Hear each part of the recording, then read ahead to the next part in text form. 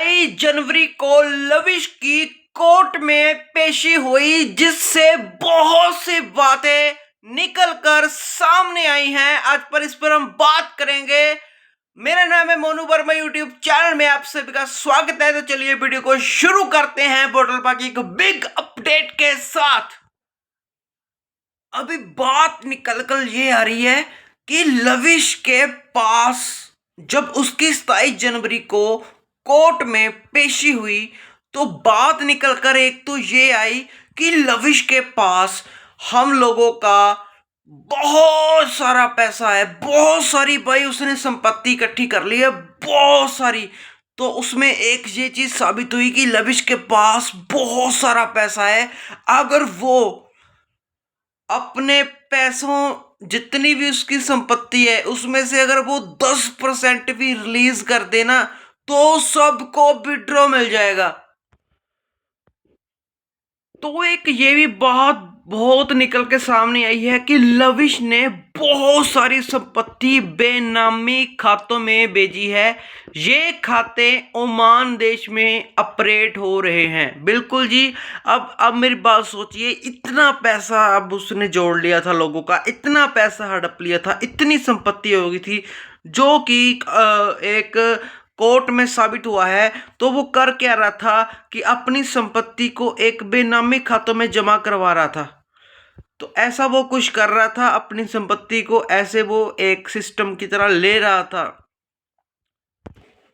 और ये जितने भी खाते हैं, एक देश है ओमान, वहां पे ये सभी हो रहे हैं, ऑपरेट वगैरह हो रहे हैं ये खाते उसके।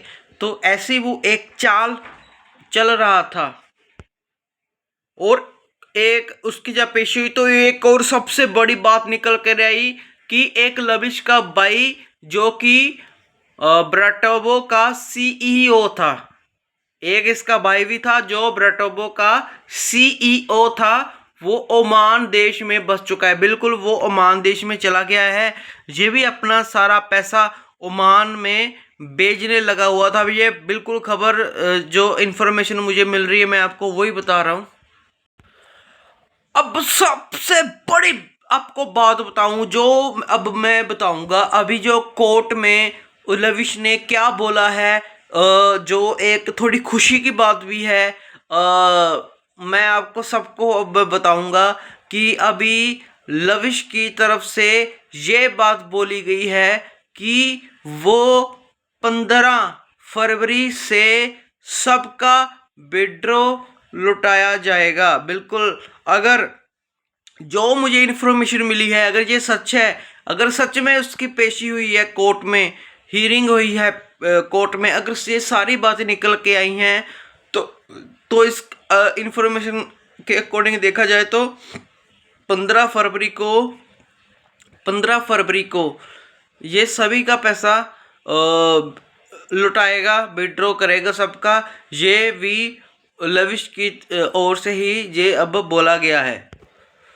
और बड़ी बात सुनिए, लविश ने एक अर्जी दी है। लविश ने एक अर्जी दी है।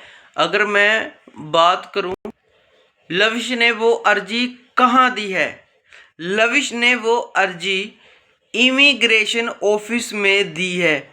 वाह!